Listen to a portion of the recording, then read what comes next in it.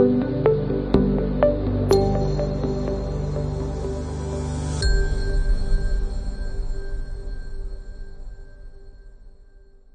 right, welcome to the Greenleaf podcast. We're normally talking about real estate or interviewing local mayors, but today we're very excited that we have Clark Dean with us, who is running for governor of Georgia. Welcome to the podcast. Thanks for joining us. Well, thanks for having me. This is a great setup, and excited to be with y'all. Yeah, thank you. We're always excited about like the real estate angle of what's happening in Georgia. We want Georgia to, quite frankly, win against all the other states. Absolutely. And then we want to find great investment opportunities in the state, not only for our team, our investors and everything. So we're really excited to have you here and kind of hear about a little bit of your vision for what's going to make Georgia number one. We already think it's number one. But well, yeah, and this is also very unique because you're essentially in the same business that we're all in right now as your day job. 100%. And in fact, I think it's a lot of the lessons I've learned from this sector. The real estate sector touches all these different kind of businesses, touches all sorts of geographies, all sorts of industries and sectors. And to me, that's been the great thing. Like, you realize the potential that this state has. And I'm going around the state having conversations all over with people. You cannot do that and not be utterly confident in our potential. And at the same time, really confronting the brutal facts that there's some stuff we need to have fixed. But the good news is we can fix these things, but we need competent executive leadership to do it. We talk a lot on the campaign about bright leadership for a better Georgia, and that bright is positive, it's optimistic. We need to have smart people in the right positions throughout state government, and we need to transform how state government actually performs what it does, which trickles down to things like permitting and all the stuff that happens at a local level. And there are tested and true management consulting techniques to actually transform organizations and deliver more effective service to people as customers, while at the same time reducing costs. And so that's one of the big priorities. So I talk about my ASAP plan for Georgia, the S being strength. And part of having a strong government is having an efficient and effectively managed and led government. And that's one of the key things we want to do. And we actually just dove right into what we were talking about, but before we start, could you tell us a little bit about yourself? Why you're doing this and who you are? And No, for sure. I was one of those kids growing up that everybody always says, someday you're going to do something like this, and you sort of like in elementary school and junior high, you're like, in high school, you're kind of like, people ask, they say, well, what was the last office you ran for? It was actually student government president in high school. I did win. We had a great time. It was fantastic. What was the voter turnout? It was great voter turnout. Did you recount, and was it a legal election? Yeah, everything legal, free and fair. Everybody felt really good about it. And I was an underguard. I was an underdog that was not expected to win, but I ended up winning. And largely because, not to talk about high school elections, but it was funny. But the reason why is because I had friends throughout every sector of the school. I was on the football team. I was on the basketball team. I ran track. I was on the swim team. I did show choir and concert choir and ensemble. And I was in the musical. Underachiever in all of this? No. But I just had math team and scholars. Lack of hobbies. So lack of hobbies. Lack of hobbies, underachiever. Right. Yes. But I was so blessed because I had these really awesome friends in all of these different sectors. And so I was like that connector that would bring them all together. And so it ended up being just this great experience. And I feel like that's carried me my whole life. And in college, I was sort of the same way. I did play football. Up at Harvard, I was studying biomedical engineering, which is a very kind of, sciencey, kind of geeky field, which I loved. And I excelled at it. I did well in it. But I also loved learning all these other disciplines. And I loved the fact that it was a liberal arts engineering school. It was a liberal arts college. And so I was able to take classes on the concepts and theories of justice. Michael Sandel is a famous class now. I was in his first justice class. We didn't know what it was going to be. It was like this, philosophy class. I love that. Taking Charlie Mayer's class called From Division to Unity, which was about the formation of the European Union and all the challenging issues they were going to have, specifically with their currency, a euro, that we talked about before it happened, and then being able to discuss those things. But also I took a whole semester class, I'm not joking, on the religion, culture, and politics of Iran. Okay. Right? Fascinating, like really going back and drawing from that, and a class called The Future of the Republican Party and Conservatism in America that was taught by Lynn Martin, who had been Secretary of Labor under George H.W. Bush. So just a very cool experience. And what I found is I just ended up having friends in all of these different areas in college. I got asked to give our class day speech, for the for the undergrad, so they call it the Harvard oration. Our class day speaker was a guy named Henry Aaron. You guys know Hank, right? So pretty cool. So that's where I got to. They needed to get someone really good up there. So like, hey, we'll go down to Georgia. Get someone. Dude, unbelievable, that guy. And I was born in Alabama. He's born in Alabama, so we had this like kind of jive going. And then when I moved to Atlanta, I got reconnected with Henry and Billy, and just became great friends. Henry. He goes by Henry. He was always, everybody called him Hank, and he would go along with it. But he loved being called Henry. Okay. And what I loved about that man is every room he was in, he made it about everybody else. Like he was the most selfless, giving guy. I mean, he had a handshake that would just engulf your hand and a smile that would light up a whole room.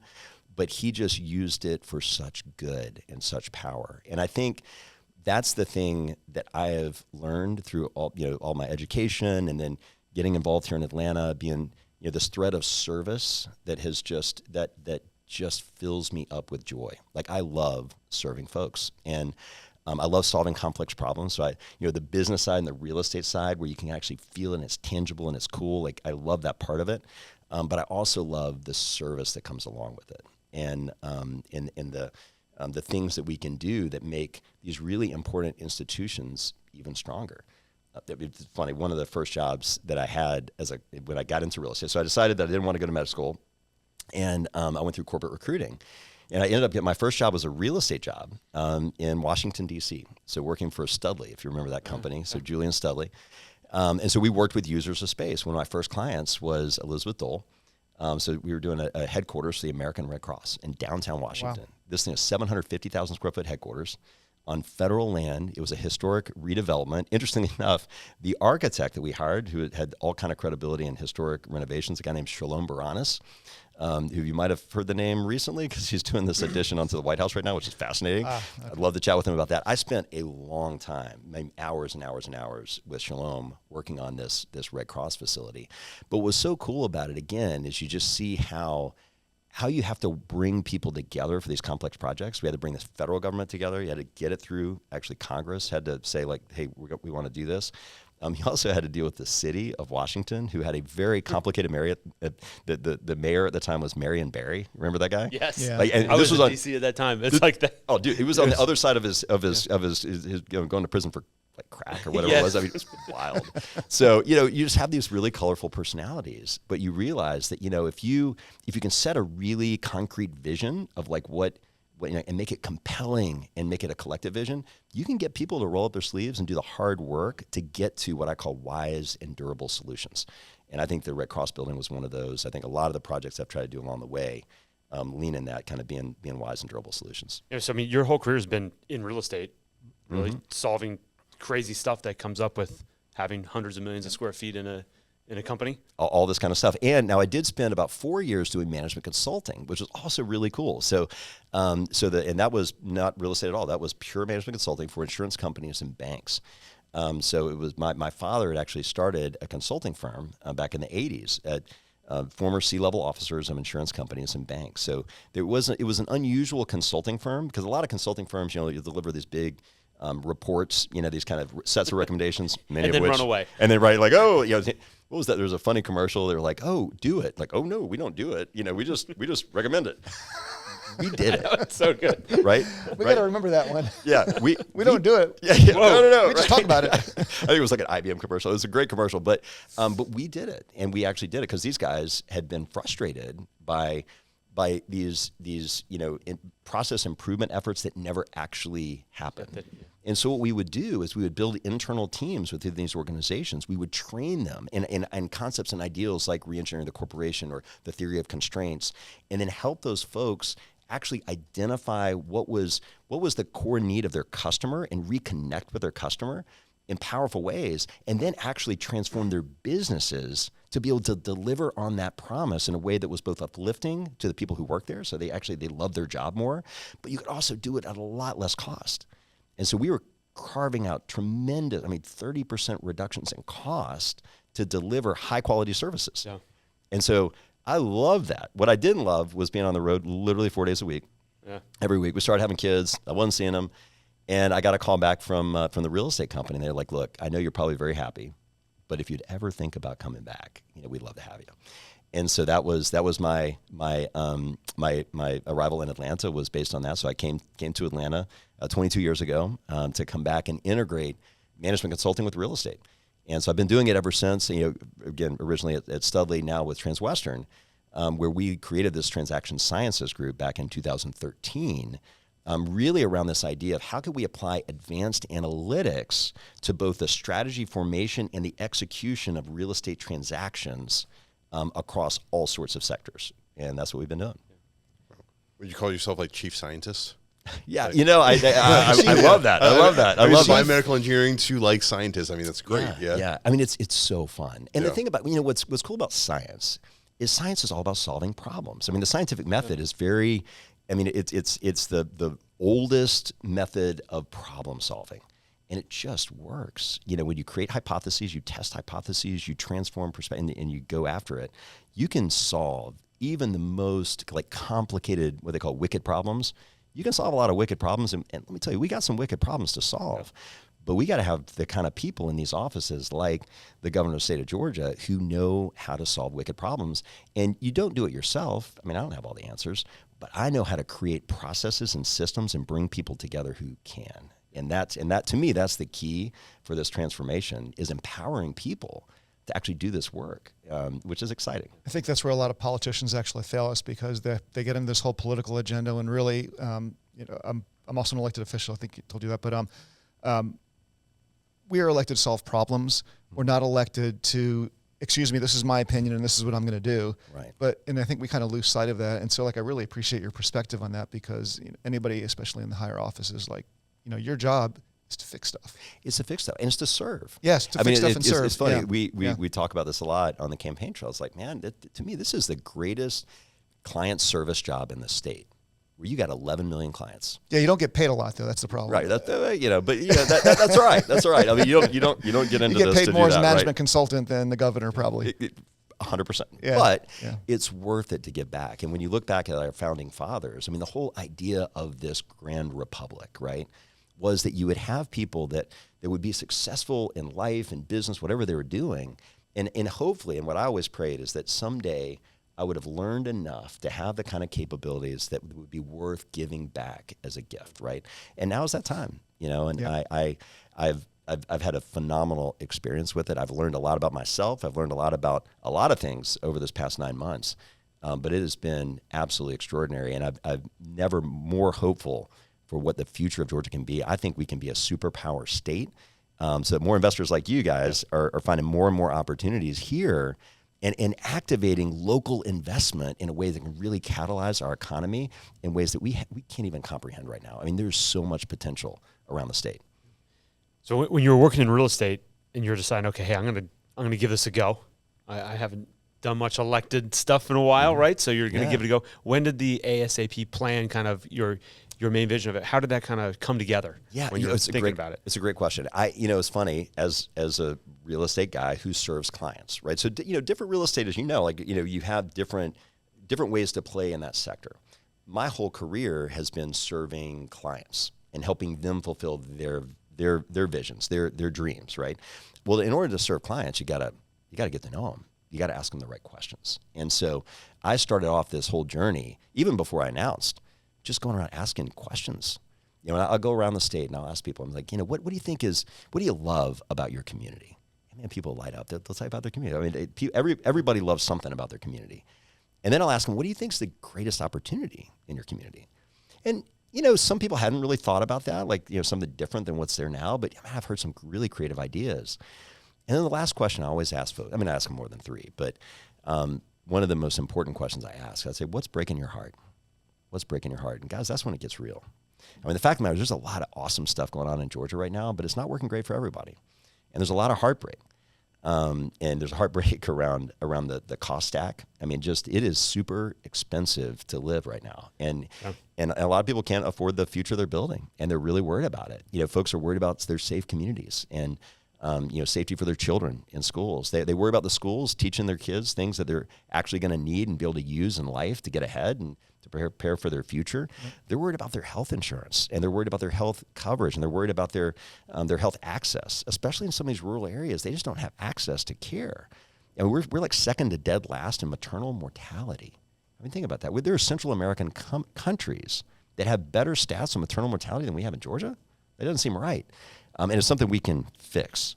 And then prosperity. You know, it really tugs at your heart when you hear people say that they're losing faith in the American dream because they just don't feel like there's as many opportunities as there were for their kids or there were for them as there are for their kids.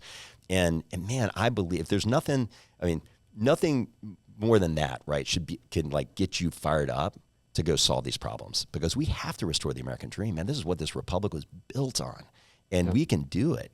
And I think when we start talking about real practical solutions that we can bring from like an executive-minded governor who can actually focus on solving problems and getting the right people, identifying the problems first, understanding the constraints to progress, and then moving at the speed of business, not constrained in ways that are just like, these kind of, moving through the lumpy legislative type process. Like, let's just do stuff. Man, we can get a lot of stuff done, and we can solve the heartbreak. So while the heartbreak is sad and it brings you down, you got to get real with folks, it also gives me hope. And what I hope that I'm able to do as I'm out there talking to folks is to give them hope. No, we can do this. Heartbreak is real, and I'm here with you for it. But let me tell you, we're going to fix it. I'm going to do everything I can to fix it. And I just hope I get the opportunity to do that. So how would you answer those three questions yourself? Yeah. So that's a great question. I mean, what I love about my community, I live in Atlanta. And when people say, we're in Atlanta, like Atlanta, like I live a mile and a half from the house I'm trying to live in, right? So I live right in the middle of Atlanta. Yeah. And I love Atlanta. I mean, to me, what I found is a place that welcomed me as a newcomer 22 years ago. I knew one person in Atlanta. I mean, think about the opportunity that this city has afforded. I knew one person in Atlanta when I moved here, and I'm running for governor. Like, how many states, how many cities offer you that opportunity? And the opportunity for me was in the mentors and people that invested in me along the way. And so when I say what I love about Atlanta is I love the relationships I built and the mentors who really, I would say undeservingly, they put their arm around me and they taught me how to lead. They taught me how to serve. And they put me in positions where I could really do that. So I love Atlanta. When I think about opportunities, I could go macro, I could do micro. I mean, macro opportunities, there's so much untapped economic potential in Metro Atlanta. It is crazy. I mean, we have such incredible talent. We've got phenomenal educational institutions, and we have so many different sectors that are not just leading in the state or leading in the world. I mean, last summer I was in the UK, and almost every restaurant we ate in, it was an Atlanta company that was processing that payment in every single restaurant.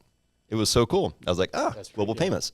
Sunday. Like I know the people. I mean, these are Atlanta businesses, and they're all over the place. We have enormous potential in sectors like life sciences and biotech. We have extraordinary potential, but people just haven't necessarily connected all those dots yet.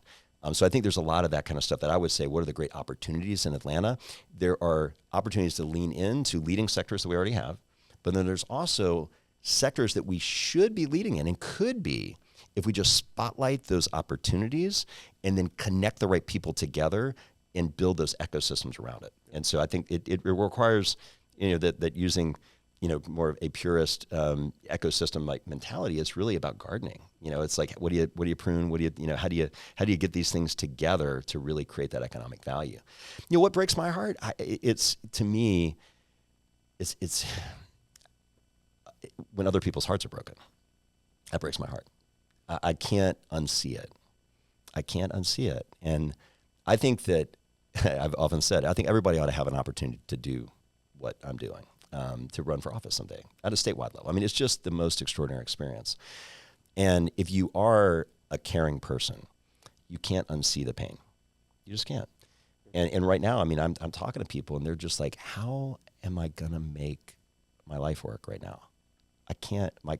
I got my kids living in my basement. I just lost my job. My health insurance premiums have gone up like double. I don't know how I'm going to do it. And if that doesn't break your heart, then you got a concrete heart. Like it breaks your heart. Healthcare, and there are people that are dying of complications that are solvable, and so much of it is just getting care, the proper care to people sooner. And if if you get it to them sooner, not only is it solvable, so it ends human suffering at a real human, real base, but it also is a lot less expensive. I mean, you let things get bad. Hypertension is a great example. I mean, somebody has high blood pressure. You can deal with hypertension early. Preventative versus reactive. Absolutely. Yeah. I mean, it's health and well-being. And we need to make sure our systems of care are doing that and that people restore trust with the system. And at the end of so many of these problems come down to relationship and trust. And it comes down to key constraints that are actually holding us back. And so by actually looking at the relationship and trust thing, like through this method, and it's actually, there's a great book written. I love reading books, and a really good friend of mine, Bill Bowling, who was actually the founder of the Atlanta Food Bank, and just a great civic leader, was on the board of an organization called the Convergence Institute, I guess, in Washington D.C., and they work with kind of opposite party poles to really bring people together to solve problems. And I've been so inspired by the way they do that, in this process of convergence. And a lot of it is about the relationship building at the very beginning of the process. Before you jump in, you got to get to know each other and where they're coming from on issues. And to me, it was one of the greatest representations. When I read the book, I was like, man, I wish I had written this book, because to me, it captured the things that I learned through management consulting and the nonprofit work that I've done in such a articulate way. And in speaking of how relationships have to be formed first, and understand, so I understand that you're on the opposite side of this issue, but what in your lived experience has caused you to be there? And if I understand what lived experience you have that it got you there, now I'm like, okay, I can understand it. But now I can understand what is the grand solution that we might have, this vision of the future that we can all get behind. And so I think that's a really important part of actually solving these problems. The health thing is just tough. And then the education is the other thing that's breaking my heart. I mean, gosh, there's kids that can't read. Third grade, there's a path. Well, I mean, you've heard about the studies that show if you're not reading by third grade, what happens? Yeah, we plan a prison bed for you. Yeah. And that is, it's not fair to them. It's not fair to us. And the fact that we've, for a long time, and, where there are great podcasts on this as well, this literacy pandemic that we have in the United States. I mean, it's not just Georgia's problem, it's a pandemic. And a lot of it came through well-intended but misguided reading strategies that focused on guessing instead of reading. And it was kind of encapsulated and promoted by these two professors at Columbia, which I'll take a dig at Columbia, as I'm a Harvard guy, so I'll do that. Faltus and Pinnell, and they came up with this cueing strategy way where hey, well, look at pictures, look at surrounding words. I mean, cueing is not a bad thing, but you don't abandon phonics and only do with that.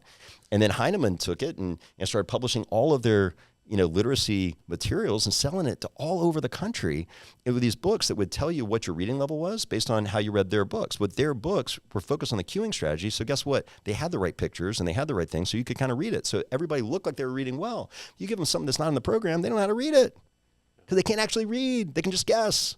And, we've made some really good progress over the state in the past couple of years to try to bring phonics back and to try to teach kids how to actually read. But man, we got to do that. And because if you can't read, people don't understand and really, really think about what would life be like if you can't read.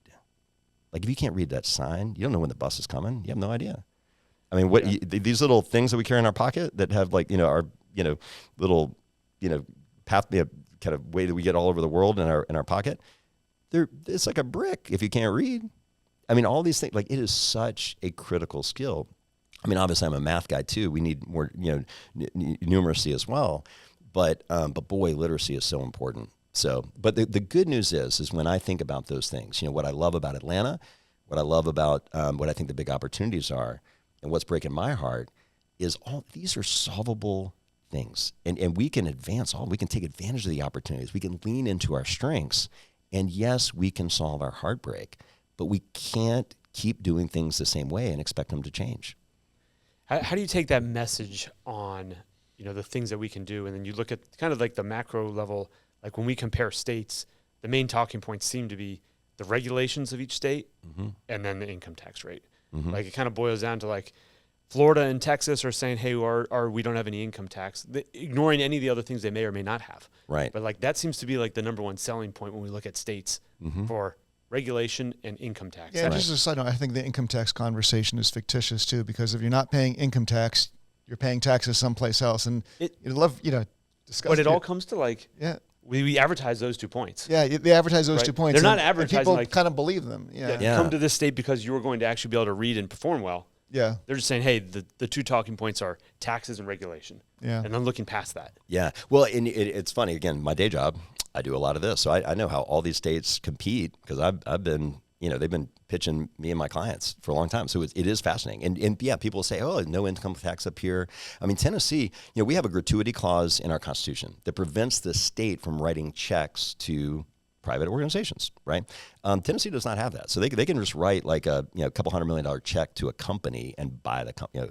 Come here, we're stroking this check. They have that tool in their toolbox. We do not have that tool in our. I'm not saying we should have that tool in our toolbox. I mean, this is one of the things that sort of protects ethics and all those kind of things. But the fact of the matter is, they also don't have any income tax. They also can write checks.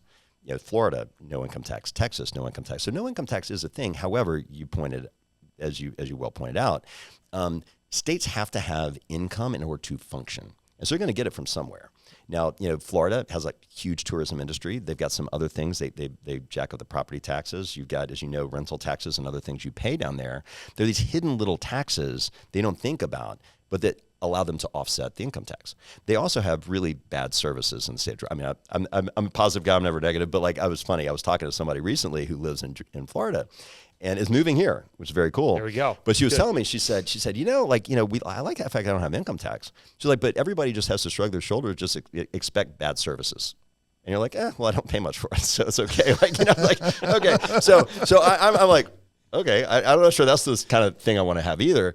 But I think the other key part of it though is its talent and pipeline. Because if you need workers for your industry, you have to have a talent pipeline. And if you're going to have a talent pipeline, it has to be an affordable environment for those employees to live based on what you're going to pay them. That means they got to have housing that's available and close and proximate. Mm-hmm. They've got to have education that's going to provide for their families and make them feel good about it. And so it is actually a broader economic picture on how we make Georgia continue to compete at the highest level. But it is a competitive process. And so that's the thing to me is, again, focusing as a competent executive, how do we make sure, and as a chief growth officer for the state of Georgia, saying, all right, how do we, because you're not only CEO, you're CGO, you're chief growth officer, how do we present the best of Georgia to everybody else? The only way I believe we can get income tax to zero, which I actually do believe we can, but it's based on reducing our cost. We cannot do it by these kind of fictitious removals of incentives and just expect that corporate behavior will not change and that we're just going to get this magical income that comes from reducing incentives. Incentives are a powerful tool in economic development. In my view, they're incredibly important and well negotiated and actually serve the people of Georgia because there's a return on investment on those incentives that helps create jobs and strengthens our economy. And I think that we need to have more politicians who are honest about that and actually effectively communicate that with the public. Because right now we've got a lot of this angry rhetoric of politicians that are now calling all incentives corporate handouts and are joining the pitchforks and torches crowd that are trying to run businesses out of Georgia. And I think that's exactly, in my opinion, that's the wrong move for us. We have to be competitive with what's going on in the marketplace and elevate our state to really be in the superpower that we should be. And I really do believe we should be a superpower state. Number one in lots of things. We're number one in business, have been for 13 years. We should be number one in lots of things, and we shouldn't be number 48 in maternal mortality. We shouldn't be that. We need win to on more. Yeah. Win on more. Win on more things. Education too. I think. Did Mississippi? So Mississippi. Did we beat Mississippi, or is Mississippi beating us? I think Mississippi beat us. Mississippi has jumped up to the top. Yeah. In reading, in literacy, because they actually took literacy on as a big issue, and they're now, I want to say, number one, number two in literacy.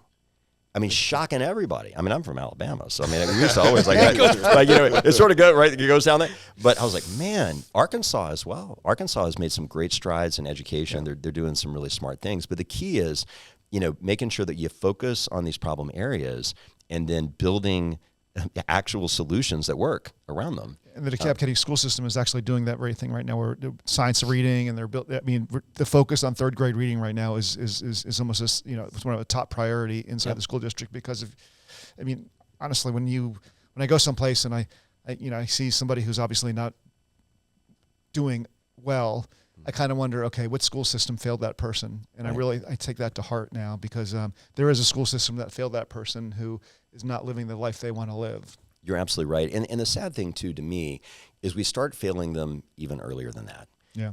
So I'm a big believer. Again, this was a biomedical engineering background. I love that stuff. If you look at brain development and neuroplasticity, you have a real spike in neuroplasticity from 0 to 4. So a lot of our brains, a lot of those synapses are forming both intellectually and emotionally from 0 to 4. Pretty fascinating.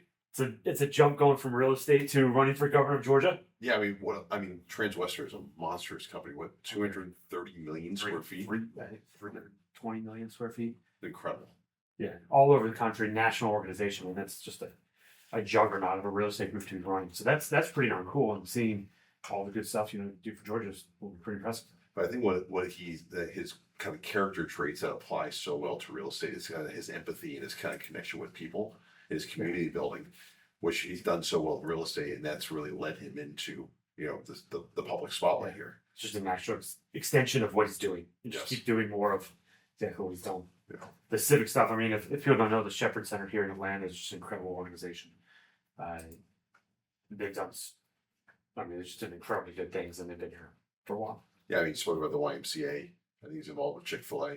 He's had some impressive experiences. And it's very exciting. So we, in the governor race, we've done a lot of mayor interviews where we're talking like, what is the direct impact you can make in your town? What are we going to do with, almost specific parcels? This is on that macro level of like, what can we do to make Georgia a competitive place for people to come to and businesses? Yeah, I mean, think about we talked a lot about Atlanta, the economic impact, and the population of Atlanta. He's going out east to go to Savannah, which is top 4 biggest ports in the country. And for us, still, that's even so far away, right? It's like, we're not going out there. Yeah. So it's pretty, Georgia got a lot of great stuff going for it.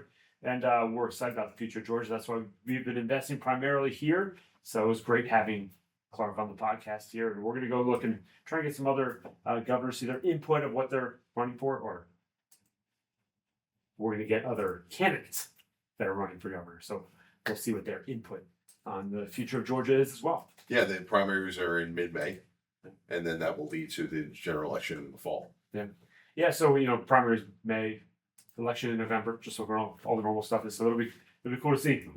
ASAP platform. I like when they just have a consistent message of like, it's very clear. Here's what we're gonna do. Affordability issues, prosperity issues. Like, what are we gonna do? Yeah, I also like he has this athletic background. Playing football, like college football, and he gets the concept of I want to win. And he wants to compete. And we talked about competing against Tennessee. We talked about competing against Florida and Texas. Like, that's how we look at business. That's exactly how we look at business. And our surrounding states is like, we want Atlanta, we want Georgia, we want the Southeast to win. And what can we do to help that happen? Yeah, I love that analogy. All right, the 3 parts of the ASA plan: affordability, strength, accessibility, and prosperity. So it's a pretty clear message. What's happening. So we're excited to have Clark on the podcast here. And all right, thanks for tuning into the Greenleaf podcast. We're super excited about how today went and getting to meet Clark and hear about his vision for Georgia. We're very bullish on Georgia as a whole and the Southeast, but we're very excited about the future for Georgia and what that means for not only our business in Georgia, but also the residents of Georgia as well. So, thanks for tuning in, everyone.